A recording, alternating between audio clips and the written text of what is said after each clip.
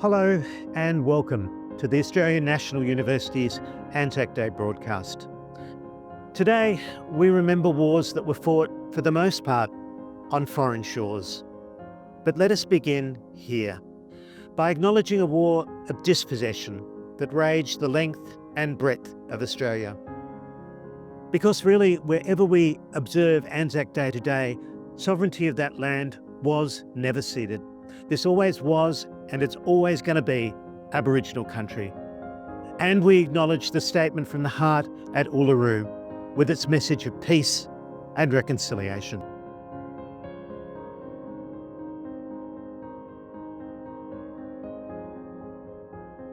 This year's broadcast marks the 110th anniversary of the Gallipoli landings.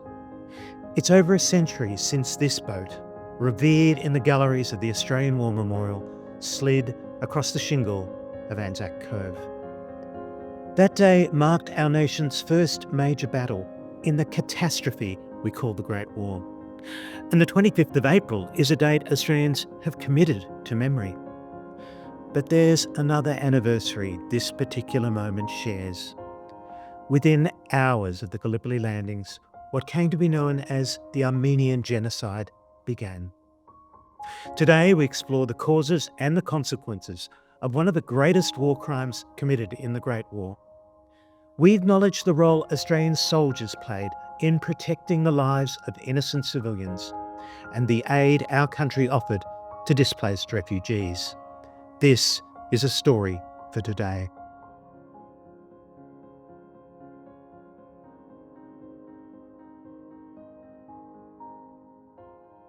Once the Ottoman Empire was vast and diverse. Its territory stretched from the edge of Europe, across Anatolia, into the Middle East, and in it lived not just Turks, but Greeks, Arabs and Kurds, Muslims, Jews and Christians. Christian Armenians were an ethnic and religious minority. Although technically entitled to the protection of the Ottoman state, they faced discrimination and injustice. By the late 19th century, pluralism gave way to persecution. Punitive taxation laws were imposed by the Ottoman state, property was seized, Armenian communities were terrorised. As war clouds gathered in Europe, the situation worsened. From 1911 to 1913, revolts against Ottoman rule in Albania and the Balkans fueled the rise of Turkish nationalism. Turkey's defeat in the Balkan Wars led to the loss of well over half its European territory. And as the Ottoman Empire contracted, so too did its tolerance for ethnic and religious minorities. The outbreak of the First World War found the Ottoman state encircled and besieged. Russian forces attacked through the Caucasus, marching through what had long been an Armenian heartland.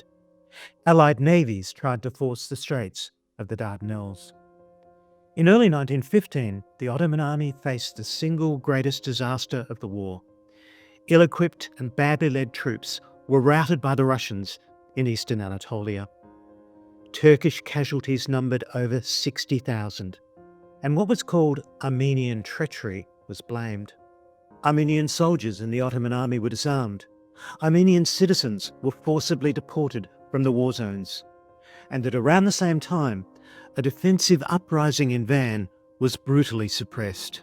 On the 24th of April, 1915, the eve of the Gallipoli landings, Turkish authorities effectively declared war on what they saw as the enemy within.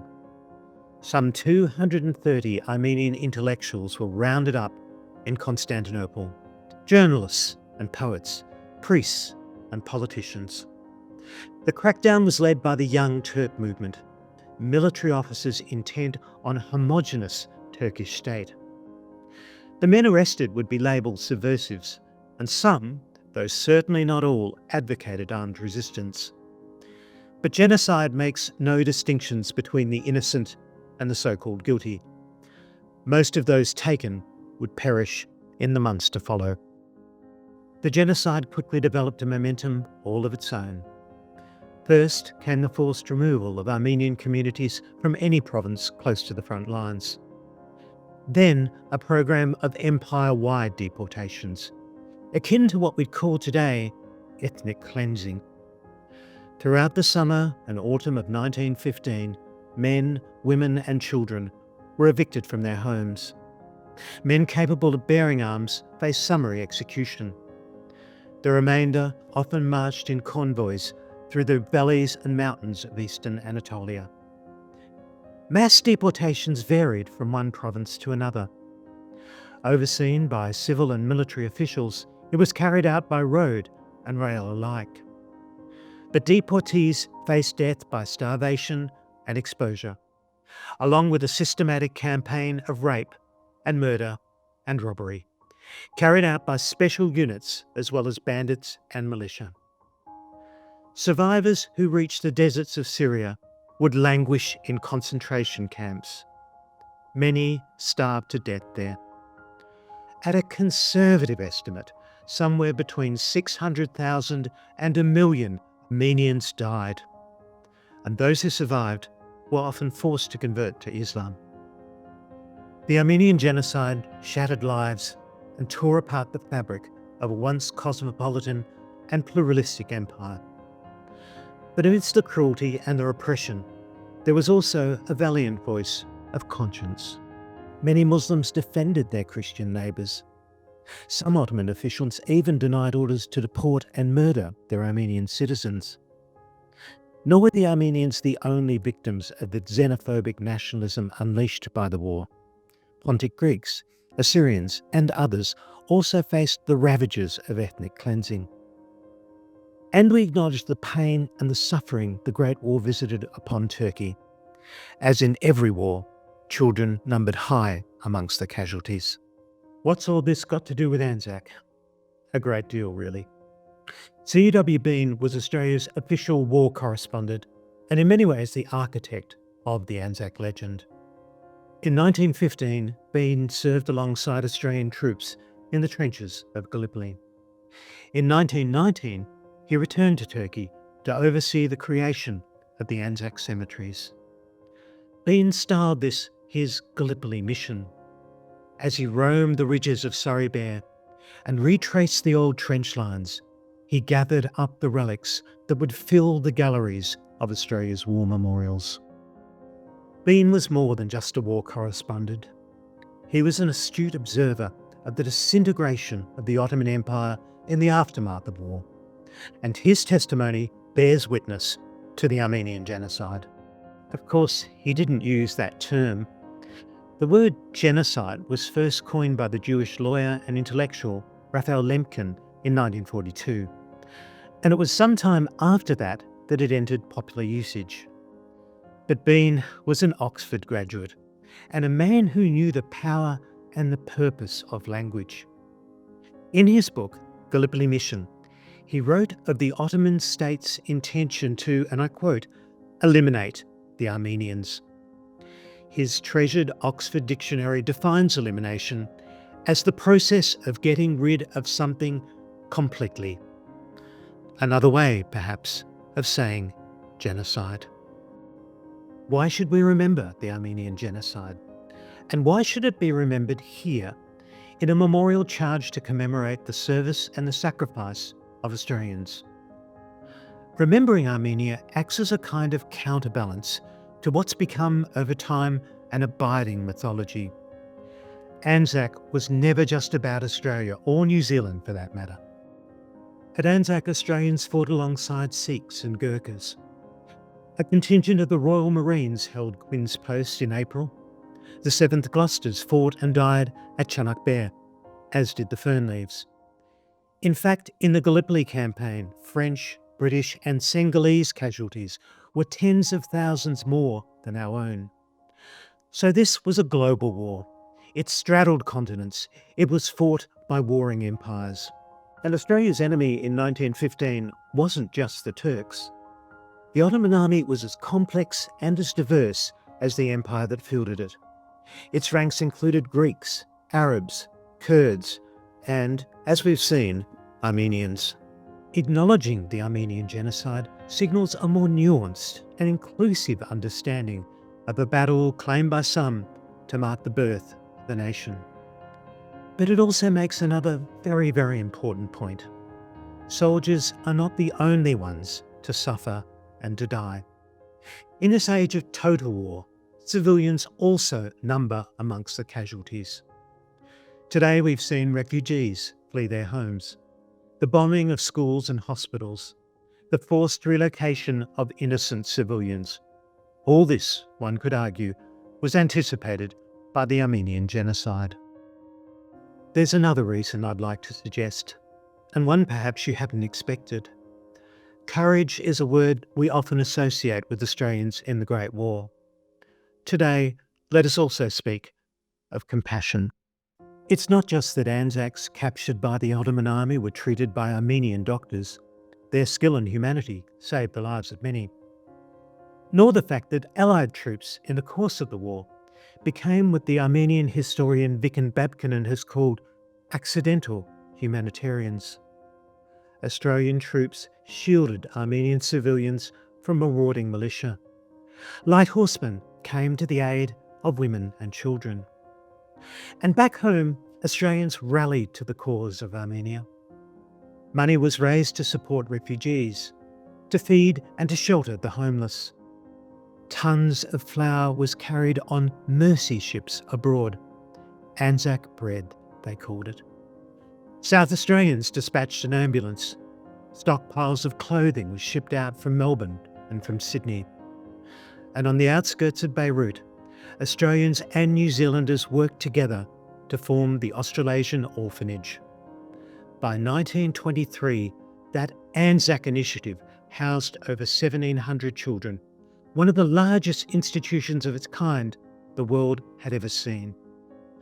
By war's end, some 200,000 Armenians had been displaced and scattered across the eastern Mediterranean. But from the other side of the world, our country did what we could to help them.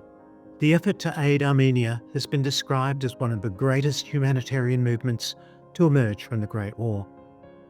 Transnational in character, it looked back to the peace movements that emerged in 1914 and forward to a new human rights agenda in the 1920s. Global in its reach, yes, but the origins of this movement were also local, personal, and very intimate, as the story of Edith Glanville tells us all too well.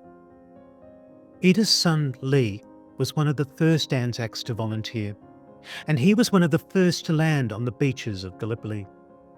Sergeant Glanville was reported killed on the 25th of April. Swallowed up by the chaos and the carnage, his body was never recovered from the battlefield. A pack of cards, a few coins, a diary and a notebook were the only personal effects sent home to Haberfield. Lee's name is one of the thousands lining the walls to the missing at Lone Pine, and he is honoured here in the heart of the nation's war memorial. Lee Glanville died before his 21st birthday. Edith never recovered from the loss of her boy.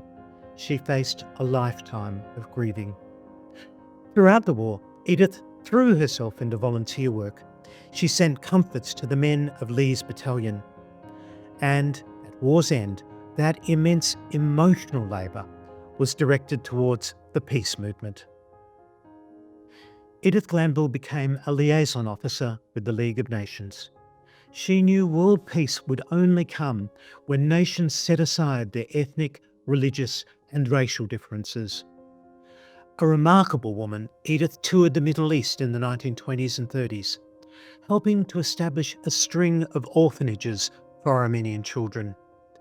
Her son would never be restored to her, but she would do what she could to help a generation of children whose parents had been taken from them.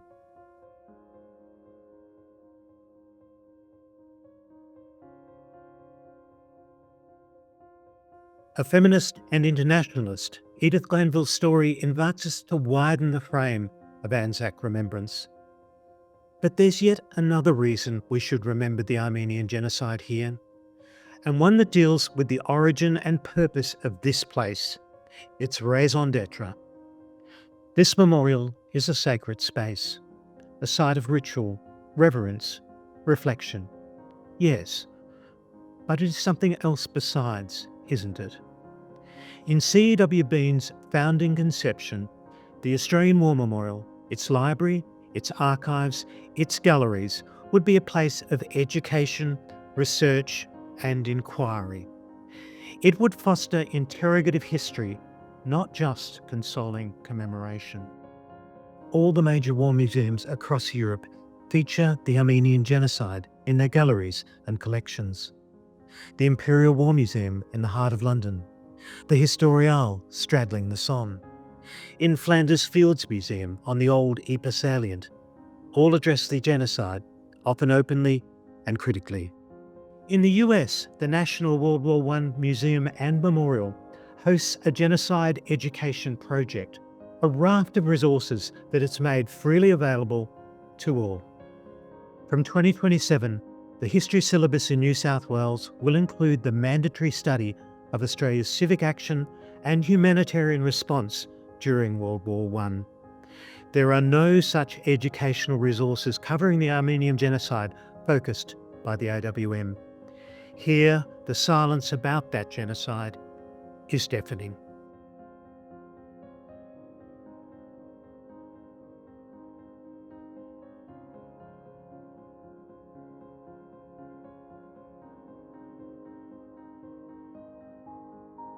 Since April 1915, the narratives of Anzac and Armenia have been inseparably entwined. They're bound together by the calamity of the Great War. They are held hostage to history. But today, the memorial tells only part of that story. Now, no one can fault the expertise and the dedication of those who work at the Australian War Memorial. There are few museums better equipped to address the complex issues that the Armenian genocide raises. Lest we forget is a vow we often make. How ironic it is, though, that an institution charged to commemorate war has forgotten one of the greatest war crimes of the 20th century. This program began with the intention of addressing part of our Anzac amnesia, what we forget when we remember war. But since we began filming, our focus changed. This was no longer just a historical documentary about the First World War. It's become a reflection on the purpose and the practice of one of our country's greatest cultural institutions. Memorials were raised to help communities deal with their loss. Places we could, each in our own way, reflect, honour, remember. Edith Glanville had the right to mourn the loss of her boy. In a democratic society, we have the right, indeed the duty, to tell her story. This, the 110th anniversary of the Armenian genocide, we honour those who gave shelter to refugees, who fed and clothed the dispossessed, whose humanity helped to heal, and whose conscience today still speaks to us all. The humanitarian effort that Edith Glanville represents is something every Australian can be proud of today. And it is as much a part of the story of war as the moment that boat hit the shingle at Anzac.